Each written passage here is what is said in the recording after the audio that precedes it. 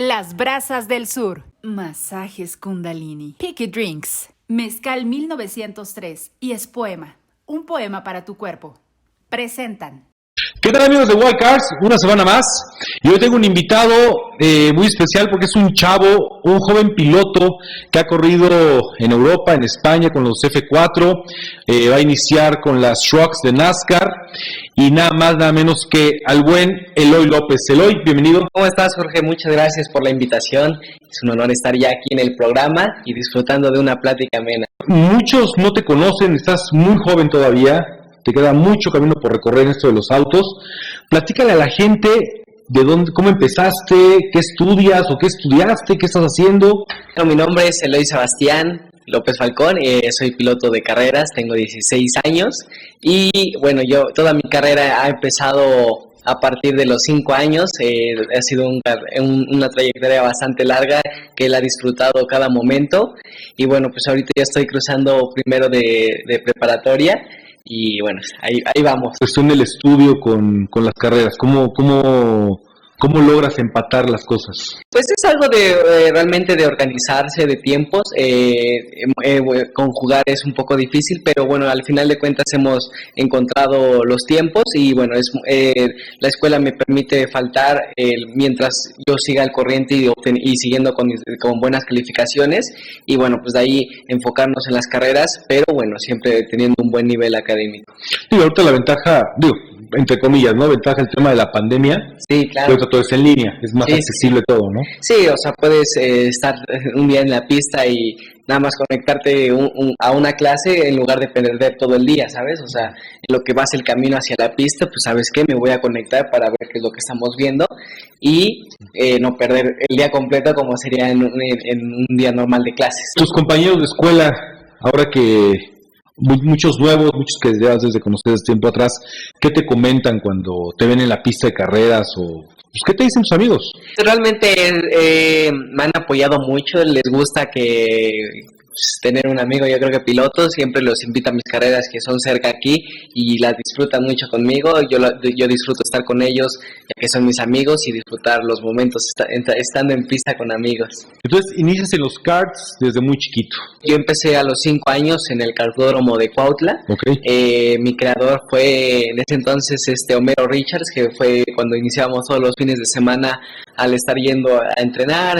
Mi papá, yo me acuerdo muy bien que mi papá llegábamos y me amarraba con un listón la defensa del kart, porque pues era mi primera vez y no sabía manejar y él tenía un poco de miedo de que yo fuera a chocar o algo. Y pues con ese me iba jalando, ¿sabes? O sea, él iba corriendo atrás de mí. ¿Cómo crees? Él iba corriendo atrás de mí, siguiéndome con un listón y bueno, pues yo creo que lo que se cansó de estar corriendo en la pista y yo todavía quería dar más vueltas. Pero bueno, ahí fue mi inicio y yo creo que ha sido algo de lo que siempre me tendré presente. Con Homero, ¿qué tal? ¿Cómo es como entrenador? No, la verdad que es una persona muy agradable, con mucha experiencia en el automovilismo, ha sido mi creador, me ha enseñado todo lo que sé en el automovilismo y bueno, él fue lo que es mis inicios en el automovilismo, estuvo presente ahí. Todo el tiempo. Sí, claro. Del kartismo, ¿qué sigue? Bueno, del kartismo lo que conseguía era subir a autos Fórmula, que era el primer escalón para llegar a Fórmula 1.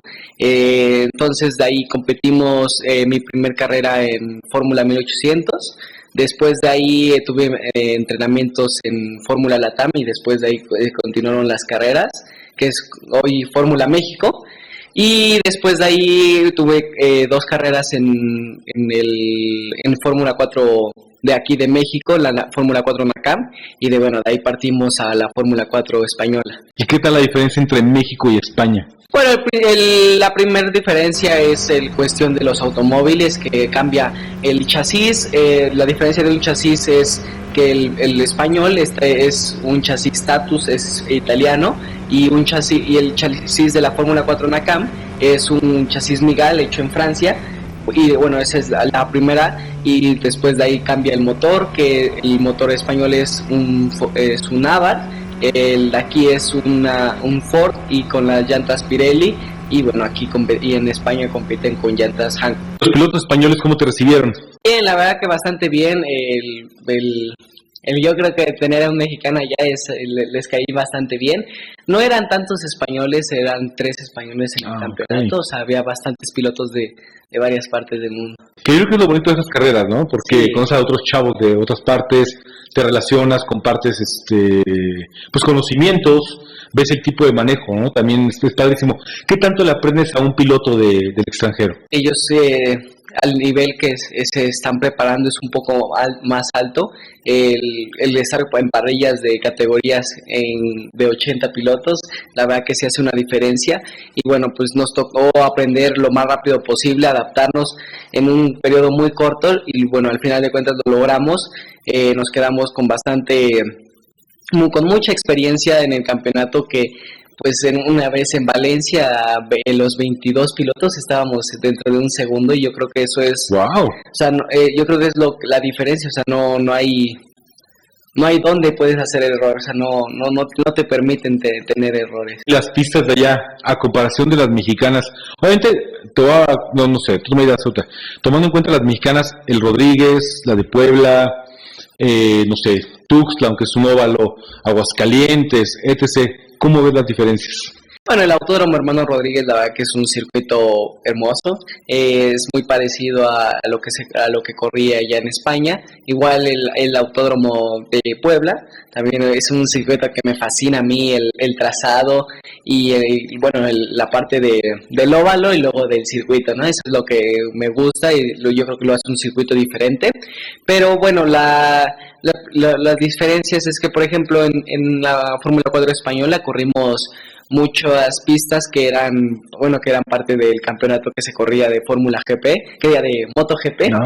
Y bueno, pues yo creo que esa era una diferencia muy grande, que era, por ejemplo, si te salías, pues tenías un escape muy grande, ya que pues son diseñados para motos.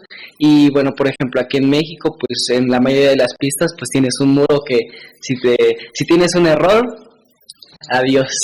Te embarras ahí. Sí. Los pilotos extranjeros, ¿qué te comentaban qué platican de México? ¿Qué información tienen de los mexicanos? Bueno, pues primero que nada te preguntan, yo creo que las cosas básicas con las que nos identifican, que el sombrero, que... O sea, siguen con el mismo rollo del charro y...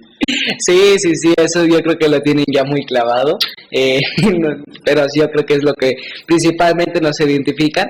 Y bueno, yo creo que me preguntaba mucho por el kartismo en México, por los pilotos en México, que pues no eran, o sea, no había más que, por ejemplo, un Checo Pérez, o sea, Memo Rojas, que, pues, por ejemplo, destacan mexicanos en Europa, y yo creo que por eso, en esa parte era lo que más me preguntaban también del kartismo en México, cómo iba evolucionando y cómo estaba. Pues sí me gustaría que le explicas a la gente cuál es la diferencia entre un kart, más allá del tamaño, potencia, contra un carro fórmula. Mira, por ejemplo, el kart es lo principal en el automovilismo, que te da todos los principios básicos. La verdad que es un coche muy ágil, no alcanza grandes velocidades, pero bueno, para un coche de ese tamaño yo creo que es bastante lo que alcanza. Por ejemplo, en el kart más rápido que corrí alcanzábamos 140 kilómetros por hora. Más rápido que un Atos. Sí, y bueno, eso es un coche muy ágil, la distancia de frenada pues es muy corta lo que tiene el kart. La verdad que yo lo describiría como un tipo de manejo muy rápido, muy ágil, el del kart. Y por ejemplo el de un 1800 ya empiezas a alcanzar velocidades mayores, y por ejemplo ya empiezas a tener que los cambios, que empiezas a jugar con el clutch para entrar a las curvas, ¿sabes? O sea, empiezas a tener otro tipo de manejo, pero bueno, siempre con los principios de un kart, que es como entrar a la curva, por dónde entrar, dónde está el apex, donde más o menos que eso es lo que te brinda el kartismo. Y por ejemplo, un auto, ya brinqué de ahí, un auto LATAM, que es un coche ya mucho más rápido que un Fórmula 1800. El compuesto de llanta es slicks, tiene mucho más agarre. Y bueno, eso la verdad que te ayuda en el manejo, empiezas a aprovechar el paso por curva, que es donde ya empieza a cambiar un auto fórmula, que es la velocidad que puedes, por paso por curva. ¿Qué es eso? Explícanos.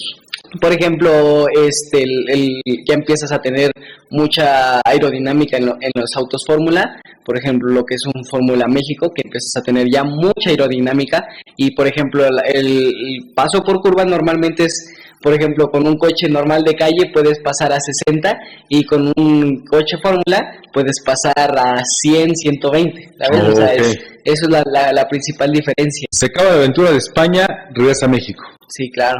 ¿Qué pasó después de España? Bueno, después de España vimos la opción de regresar otra vez a otro año en Fórmula 4, repetir año, pero bueno, por cuestiones de pandemia y todo eso se empezó a complicar, y bueno, decidimos buscar otra opción, y bueno, nuestra opción fue NASCAR.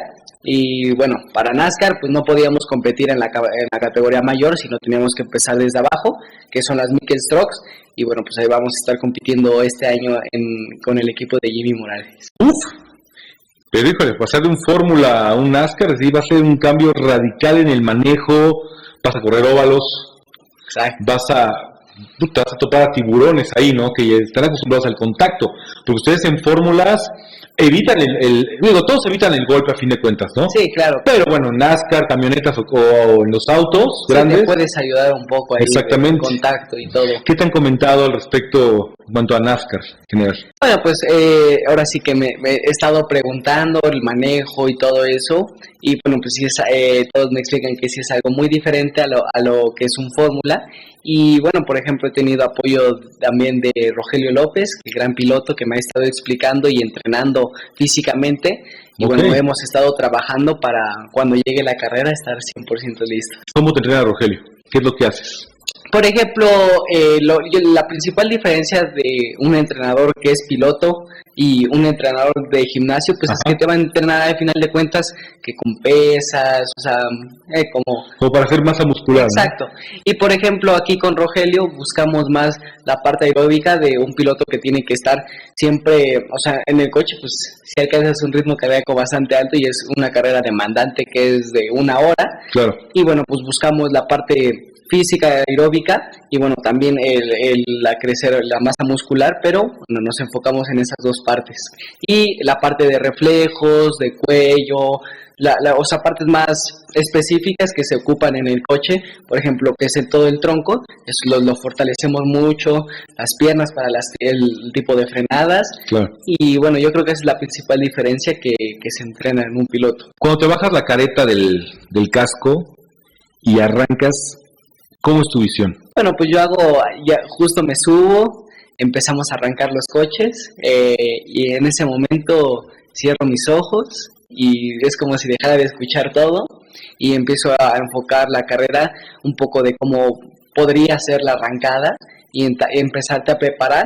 Sabes que no va a ser como lo imaginas, pero bueno, empiezas a tener varios escenarios que yo creo que al final uno de ellos te podrá tocar similar y puedes estar mejor preparado.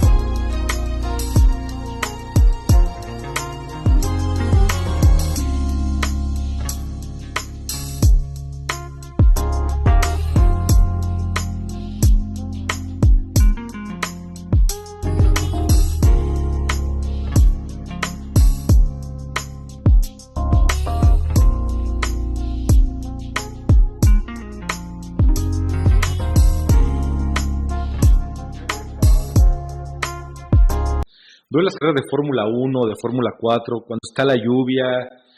Puta, ¿cómo carajos le hacen para ver cuando van atrás de otro carro? Que te avientan todo el agua, te llega directo a ti. ¿Cómo le hacen para ver? Realmente la visibilidad que tienes cuando estás en lluvia pues es casi nula. Pues te vas guiando más que nada porque vas recordando cómo era la pista. Tienes ahora sí que ya sabes cómo era la pista, la puedes recorrer mentalmente y pues ya empiezas a ver, te guías por un brinquito y empiezas a saber. ¿Tanto así? Sí, pero bueno, pues te empiezas a guiar por la luz, por ejemplo, cuando empieza la lluvia, todos los coches tienen que traer la luz trasera que empieza a parpadear. Ajá. Y bueno, pues la verdad que hace un destello bastante fuerte y bueno, pues te vas guiando un poco por ella y empiezas a ver un poco a los lados que ¿Y no para va- rebasar cómo le haces? Pues es que la verdad sí, la verdad que una carrera en lluvia es muy difícil, es muy demandante.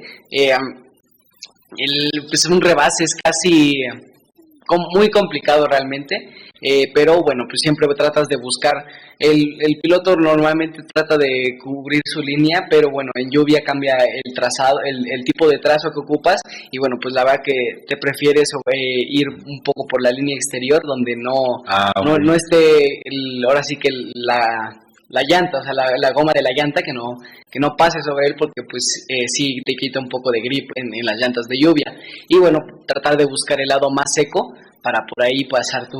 Los pilotos de fórmula en la mica traen unas películas. Sí, claro. Esa película, explica por favor a la gente para qué sirve, en qué momento la estás cambiando.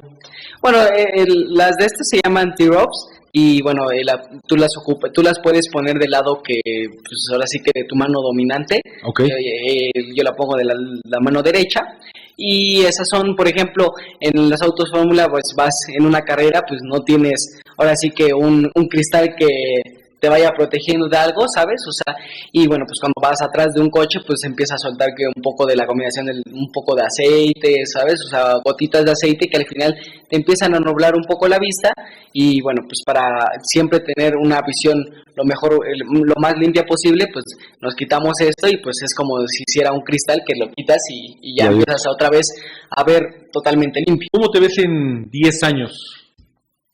Pues yo, mi meta es llegar ahora a NASCAR Estados Unidos y yo me veo triunfando y ganando un campeonato en Estados Unidos. O sea, como Daniel Suárez más o menos quiere estar por allá. Es ¿Ya en fórmulas no te gustaría? Pues ahora voy a apostar todo al camino de NASCAR. Es un chavo que ha viajado, que conoce. ¿Cuál es tu comida preferida? Pues la pizza. ¿La pizza? La pizza ¿Cómo margarita. crees? La pizza margarita. Pero la original. Sí, sí, ¿no? la margarita, que es, yo creo que de mi comida favorita, las puedo estar comiendo todos los días. De ahí unas enfrijoladas, unas buenas enfrijoladas, me encanta, me fascina. La verdad que la comida en México es increíble y más la oaxaqueña. Sí, claro. Oye, ¿en España qué te gustó comer? En España, pues realmente había restaurantes de todo y la mayoría de veces siempre íbamos a un italiano, que era la Tagliatella, o el otro día no me acuerdo muy bien el nombre, pero pues siempre nos las pasábamos ahí, que eran restaurantes italianos, y de vez en cuando íbamos a comer una paella valenciana. ¿Qué otra cosa te llama la atención, aparte de las carreras? Estuve practicando 4 años básquetbol, la verdad que se me hace un deporte. ¿Y luego qué pasó? Pues ya este año, pues por así por la pandemia, pues ya no pude continuar, pero la verdad que siempre era un deporte que siempre me apasionaba, me gustaba mucho.